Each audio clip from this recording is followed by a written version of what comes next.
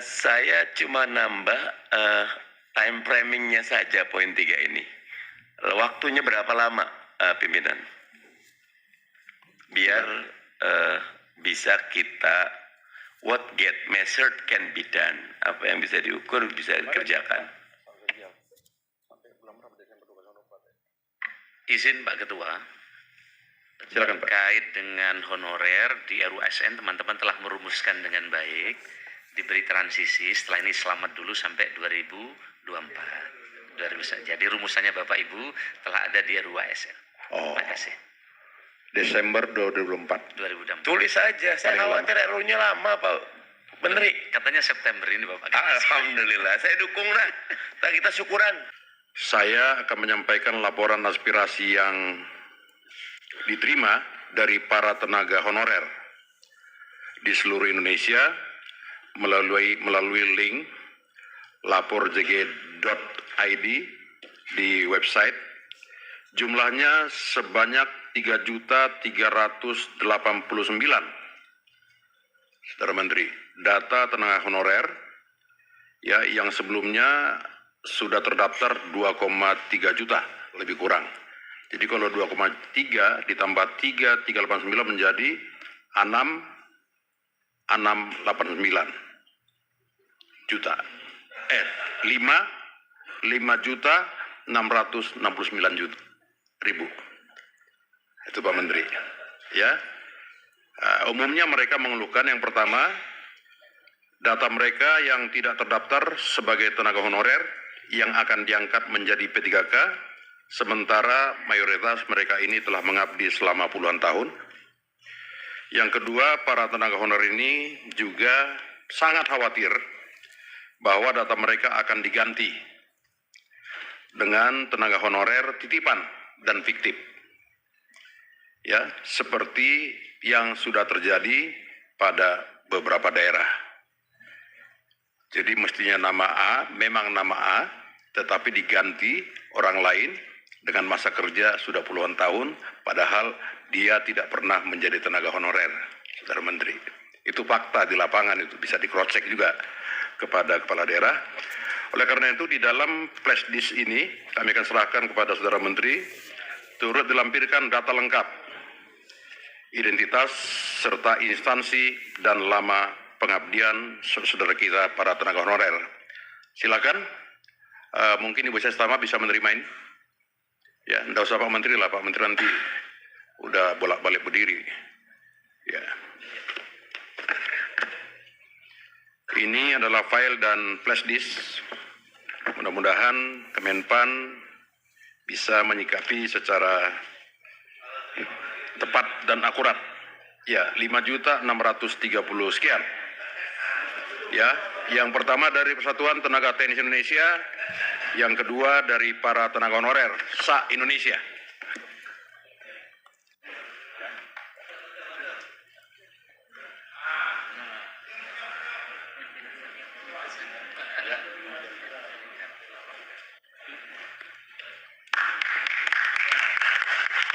Tadi sudah dikatakan oleh pimpinan, itu ada aduan, dan saya selalu di depan Pak Azwar Anas ini, 2,3 itu saya rasa belum valid datanya, ternyata betul.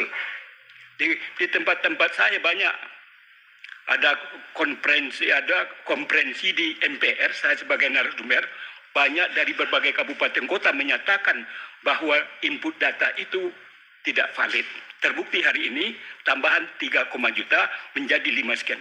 Itu pun masih perlu dipertanyakan. Bagaimana bapak-bapak yang di depan ini, apakah BKN, LAN, dan terutama Pak Azwar Anas dalam menyikapi persoalan yang sangat complicated menurut emak saya. Pak Menteri, kalau saya dari dulu 34 kementerian itu kebanyakan, 15 sampai 17 kementerian itu keren itu. Reformasi birokrasi kan miskin struktur kayak fungsi itu. Nah, nanti gaji ASN-nya dinaikin. Kita bersyukur di sebelah sana nih Pak Cornelis Banggar naikin buat gaji ya. Gaji kita harus lebih tinggi lagi biar jangan ayam sama telur gitu. Tapi kualitasnya juga bagus. Yang kedua, saya menggarisbawahi kita sedang bahas RUU ASN. Ada banyak yang mungkin harapan digantungkan, khusus buat Pak Menteri ini. Kalau kami sangat berharap sebelum 28 November 2023 kita sudah punya payung hukum yang kuat agar para honorer itu tidak merasakan penderitaan. Sekarang mereka belum diputus, tapi ketidakpastian itu jauh lebih menyakitkan ketimbang nanti mereka mungkin dapat payungnya gitu. Nah, makanya kemarin tuh seingat saya di jadwal yang saya dapat 20 September itu kita ada kemajuan milestone untuk RUU ASN kita. Ada ketidaksempurnaan, tetapi payung itu sangat diperlukan bagi penataan selanjutnya dari masalah yang ada. Saya sekarang melihat teman-teman di ASN membaik, Pak Menteri, bagus itu loh. Tinggal memang kepastian tadi, mayoritas masih honorer gitu loh. Nah ini makanya ini mau kayak gimana pun kalau kepastian bab honorer ini, kemarin terus terang saya sempat agak kaget ketika tentang paruh waktu ya, tetapi secara umum keguyuban itu penting di kita. Yang penting masuk dulu itu bahwa statusnya apa nomor 2, dari situ pelan-pelan kita rapikan dan tingkatkan. Jadi khusus untuk bab ini memang saya mendukung RUU ASN segera disahkan. Terakhir saya masih banyak kayak Pak Ketua Pimpinan K2 di DKI masih banyak Pak Menteri yang itu udah puluhan tahun itu, padahal mereka udah K2 statusnya dan registered gitu loh. Mudah-mudahan ada political affirmative action gitu agar mereka segera mendapatkan haknya ya, karena buat saya zalim juga kalau negara tidak memberikan hak mereka. Makasih pimpinan, itu saja yang bisa disampaikan. Di sini saya lihat bahwa terkait tenaga honorer ini sudah disampaikan di sini bahwa tidak akan dilakukan lagi perankingan, tetapi akan dilakukan berdasarkan tidak akan dilakukan lagi ambang batas, tetapi akan dilakukan perankingan. Ya. Ini sudah satu progres yang baik. Dan yang kedua disebutkan bahwa dilakukan pengangkatan yang sudah mengabdi terlebih dahulu lebih dari 3 tahun, baru yang umum 20%, 80% diprioritaskan yang sudah diangkat. Kebetulan Pak Menteri, saya menerima audiensi daripada 4 kelompok masyarakat dari honorer ini. Yang pertama itu yang mengatasnamakan guru honorer di atas 10 tahun. Mereka sebut diri mereka GHN 10+. Guru honorer negara 10+, jadi GHN 10+. Yang kedua, tenaga administrasi, tapi sebetulnya menurut saya bukan tenaga administrasi, tapi mereka ini adalah petugas lapangan dari DKI, termasuk petugas kebersihan, dinas sosial, dan sebagainya. Kemudian yang ketiga, tenaga administrasi dari Sulawesi Barat.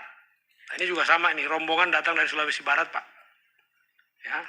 Dan yang keempat, dari tenaga honorer dari sini sendiri, dari Komisi 2 sendiri, Sekretariat Komisi 2. Ya. Yang terakhir ini yang mengatakan, kok ngomongnya orang luar terus sih Pak, kok nggak pernah kita yang diperjuangkan. Yang di Komisi 2 ini, Komisi 2 tiap hari bahas tenaga itu, tetapi orang luar terus yang dibahas. Kok kami nggak dibahas? Ya, ini mohon perhatian nih Pak Menteri. Ada yang sudah belasan tahun, ada yang sudah 5 tahun dan sebagainya. Nah, saya rangkum dari situ, ada 4 yang mereka minta, aspirasi mereka. Yang pertama tadi itu adalah, sebetulnya sudah dijawab, yaitu pengangkatan itu mengutamakan yang lebih lama terlebih dahulu. Ya, tadi sudah disampaikan yang di atas 3 tahun terlebih dahulu. GHN 10+ tadi meminta kalau bisa dalam pengangkatan September ini yang sekarang lagi ada, itu mereka termasuk di dalamnya. Ini ada 200 orang waktu itu yang datang menghadap saya ini di daerah ya. Kemudian tadi disebutkan mengenai CAT, tidak lagi ada ambang batas. Justru yang disampaikan oleh para guru ini, mereka bilang tidak usah harus ada CAT lagi lah, observasi saja. Saya waktu itu sudah bilang, ini observasi ini juga dimainkan sama kepala sekolah. Ya, buktinya itu ada juga orang-orang yang diobservasi, malah dicoret yang sudah lama, yang baru dimasukin. Nah, ini permainan lapangan lagi. Ya, ini mohon perhatian aja Pak Menteri. Yang ketiga, mereka minta masa bakti dihitung di dalam pengangkatan. Karena yang barusan diangkat itu disebutkan masa baktinya 0 tahun. Padahal dia sudah bekerja puluhan tahun. Ketika diangkat P3K atau apapun itu menjadi 0 tahun. Mereka minta supaya disebutkan masa baktinya. Soal penghasilan mereka nggak komplain, Pak. Berapapun penghasilannya, cuman mereka butuh pengakuan bahwa mereka sudah mengabdi sekian tahun itu, butuh pengakuan itu. Pengakuan itu yang mereka butuh.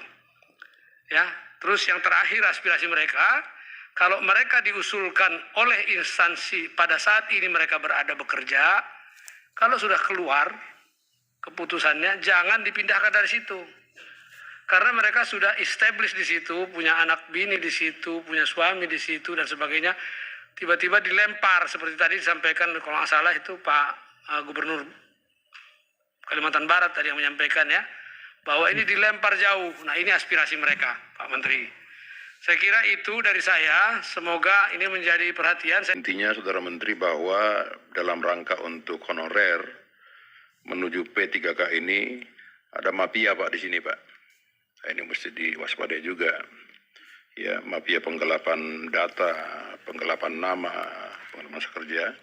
Yang kedua, menjadi perhatian Saudara Menteri tentang masa pengabdian menjadi bagian dari dasar pengangkatan Pak. Ya, masa pengabdian. Jadi tidak melulu kita bicara tentang kemampuan dalam ujian, tapi masa pengabdian juga menjadi pertimbangan. Yang terhormat para anggota Komisi 2 dan mitra kerja kami, kalau boleh kita sepakat, tadi setiap pertanyaan bisa nanti dijawab secara tertulis, ya, dari para mitra kami supaya acara ini bisa kita sudahi. Izin Pak, Ya, tambahan. Tadi kan banyak data yang ada merasa dirugikan tidak dimasukkan datanya di data honorer, seperti yang Bapak sampaikan ke ya. kami. Izin, tadi mohon maaf, kalau bisa dimasukkan bahwa BPKP mengaudit terhadap data-data yang masuk ke kementerian untuk melakukan verifikasi dan validasi. Sehingga nanti tidak ada yang dirugikan bagi mereka yang masuk atau yang tidak masuk. Oke, Pak Menteri, kita masukkan di satu poin. Iya.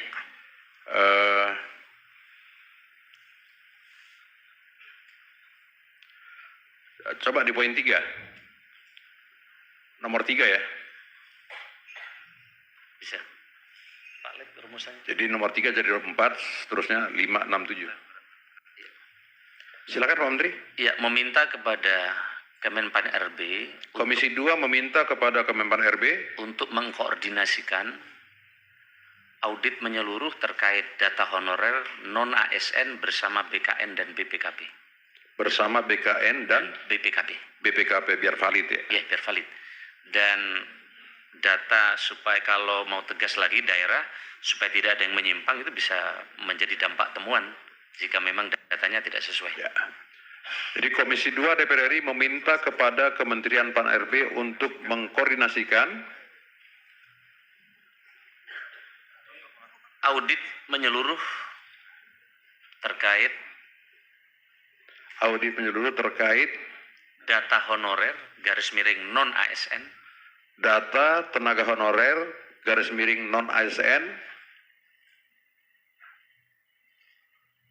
bersama BKN dan BPKP. Ya, Saudara Menteri. BPKP, Pak. Dan BPKP, Pak. Intrusi, Pak. Sebentar, Pak. Pak Menteri dulu, Pak. Cocok, Pak Menteri. Iya. Ya, Komisi 2 DPR RI meminta kepada Kementerian Pan RB untuk mengkoordinasikan audit menyeluruh terkait data tenaga honorer non-ASN bersama BKN dan BPKP. Silakan. Wah, Silakan Pak. interupsi Ketua. Hanya redaksional aja Ketua. Sebentar Pak. Sebentar Pak Amin. Silakan. Siap. Tadi kita setuju itu untuk diaudit, tapi audit terhadap data yang mana? Tadi saya katakan di luar dari data yang sudah dikirim dengan SPTJM oleh Bupati Kepala Daerah masih ada dan banyak data yang tempo hari sudah kita sepakati juga untuk dilakukan verifikasi ulang untuk dilakukan semacam menerima data-data yang mereka tidak termasuk dalam data SPTJM untuk persoalan honorer ini kelar dia, termasuk petugas kebersihan, tenaga apa yang memang tidak dimasukkan oleh para bupati. Jadi tenaga kebersihan, tenaga keamanan itu oleh bupati tidak dimasukkan ke dalam tenaga SPTJM yang diapakan. Jadi mohon berkenan, kalaupun ini diaudit, termasuk data itu yang diaudit. Saya kira demikian, saran Pak. Terima kasih. Ya, jadi audit menyeluruh ini sudah seperti yang dimaksud oleh Pak Ketua. Dan kemarin kita minta audit BPKP secara acak. Bahkan yang sudah ditandatangani SPTJM saja banyak data yang tidak valid. Maka kita kan repot sudah ngasih tahu terus. Maka kami sampaikan kepada kepala daerah dan bupati, jika data yang disampaikan tidak sesuai, ini akan berdampak hukum. Supaya tidak ada lagi penandatangan SPTJM tetapi tidak sesuai dengan fakta data yang ada di lapangan. Karena pasti akan merugikan teman-teman yang telah mengabdi lama disalib bagi mereka yang belum mengabdi. Kira-kira. Atau begini Pak Menteri. Pak Amin ada Pak? Saya mengusulkan tidak mengkoordinasikan di situ. Jadi Pan RB untuk melakukan audit. Jadi sudah aksi, bukan koordinasi. Saya kira itu. Terima kasih. Yang audit BPKP. Audit itu bukan Kemenpar, nggak bisa Pak. Nggak bisa Pak Amin.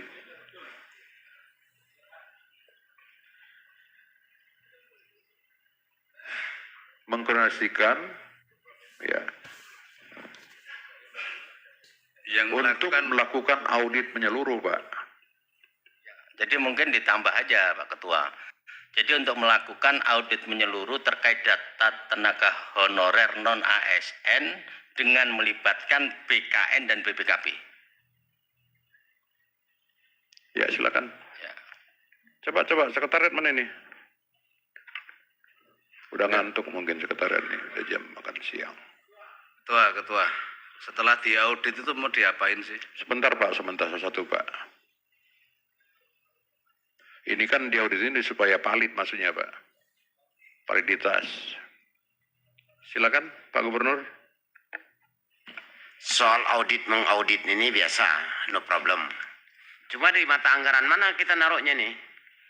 Itu bisa Pak, nanti kita ajukan Pak. Pokoknya ini tenaga honorer selamat dulu semua ini Pak Gubernur. Ya, tolong Silakan. rumahnya dicari ini. Nanti kita cari rumahnya Pak. Pak Menteri yang cari, jangan kita bisa juga cari juga, kita bantu menterinya. Jangan kita, itu kerjaannya menteri, pemerintah. Nanti kita tinggal masukkan slot-slotnya itu berapa miliar gitu. Ya. Oke, makasih. Silakan. Saya cuma nambah time framing-nya saja poin 3 ini. Waktunya berapa lama pimpinan?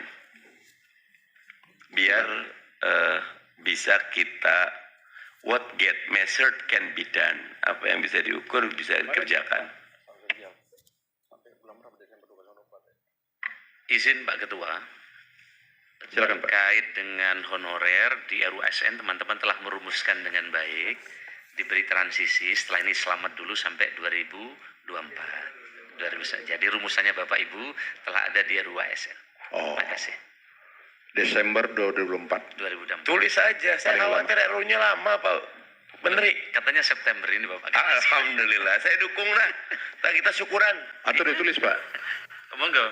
Jadi Bapak sekalian, ini kan harus jalan terus, nggak mungkin nunggu audit baru diberesin. Tapi nanti jika masuk dalam afirmasi ternyata data yang masuk nggak benar, otomatis gugur. Supaya nggak saling tunggu. Kira-kira gitu. Enggak, jadi maksudnya Saudara Menteri ini ditulis enggak Desember 2024? Bisa ditulis? Bisa. Ditulis silakan. Oh, baik. Baik. Mana ini juru tulis ini kok lambat sekali?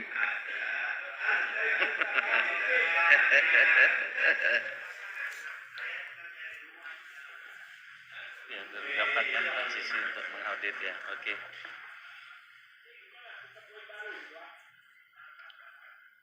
Komisi 2 DPR RI meminta kepada Kementerian Pan-RB untuk melakukan audit menyeluruh terkait data tenaga honorer atau non-ASN dengan melibatkan BKN dan BPKP sampai bulan Desember, Mbak. 2024. Setuju ya Bapak Ibu? Ya silakan. Ini Pak Menteri mau ratas ini nanti Pak Jokowi nunggu beliau. Saya ingin memastikan saja Pak Pak Menteri tentang PP 49 kalau tidak salah. Pak Menteri, kalau nggak salah PP 49 yang menyatakan bahwa yang non ASN itu tidak ada lagi. Kan ini yang masalah. Jadi bagaimana sikap pemerintah bersama DPR terhadap hal itu? Padahal kemarin-kemarin ini kita sudah menjanjikan tidak ada namanya PHK massal, tidak ada pengurangan kesejahteraan, tidak ada penggelembungan anggaran. Ini kepastian kalau dia sudah aman sampai Desember 2024, bagi saya tidak masalah. Ini karena viral nih, kita RDP ini terbuka. Tolong dijelaskan nih Pak Menteri. Terima kasih. Baik, Pak sekalian, sampai November besok tidak boleh lagi ada memasukkan data baru. Tidak boleh ada. Tapi proses auditnya kan sampai November tidak bisa selesai. Sama perbaikan lain-lain. Maka proses data dan lain masuk sampai bulan tahun depan. Tetapi meskipun sudah masuk, nanti dia masuk dalam afirmasi kategori tertentu. Jika ditemukan dia tidak masuk tapi dinaikkan, otomatis akan di take down. Jika nanti auditnya mereka namanya tidak masuk dari nama yang dimaksud. Kira-kira gitu. Oke. Ya, sebenarnya Bapak sudah merumuskan di RUU ASN sangat baik. Jadi saya kira itu bisa jadi. Iya, nanti kan ada kategori, Bapak Ibu sudah menyiapkan kategori penuh waktu dan paruh waktu. Ya. Sehingga masuk di situ. Masih ada pimpinan Pak Gaus. Ya. Halo langsung. Jadi siap pimpinan. Karena ini memang, ini Bapak lihat di atas nih banyak orang. Dan ini didengar oleh semua, dari Sabang sampai Merauke Pak. Yang mereka inginkan adalah kenyamanan dia. Bahwa dia dijamin tidak akan di PHK sampai dengan itu. Izin Pak Ketua. Ya, silakan Pak. Ya. Kami sudah mengeluarkan SE kepada seluruh kementerian lembaga, SE nomor 1527. Dengan SE ini, seluruh Pemda dan DPRD boleh menganggarkan di tahun 2024. Paralel dengan ini, sambil nunggu RUU ASN disahkan, PP-nya nanti kita buat. Sehingga dengan demikian, dengan SE kami sesungguhnya, kepala daerah tidak perlu khawatir lagi untuk menganggarkan di dalam perencanaan bersama DPR yang sekarang sedang berlangsung. Kira-kira gitu. Ya, makasih Pak Menteri. Ini poin 3 ini saya mau kritisi sedikit saja Pak Menteri. Ini apakah semua tenaga honorer yang belum terdaftar masuk di poin ini Pak? Karena masih banyak tenaga honorer seperti yang saya sampaikan tadi ke Ibu Ses, bahwa masih ada lebih kurang 3 juta Pak. Itu bagaimana? 3.338. Iya, izin Pak Ketua. Oleh karena itu maka dengan banyaknya data baru, BPKP nanti diminta mengaudit. Kan bisa dicek itu. Siap. Apakah mereka menganggarkan atau tidak, atau nama baru. Itu namanya menteri yang sangat luar biasa dan sangat peduli terhadap para tenaga honorer. Kedua, para tenaga honorer sangat luar biasa. Izin Ya, pimpinan. Pak ya. Cukup ya.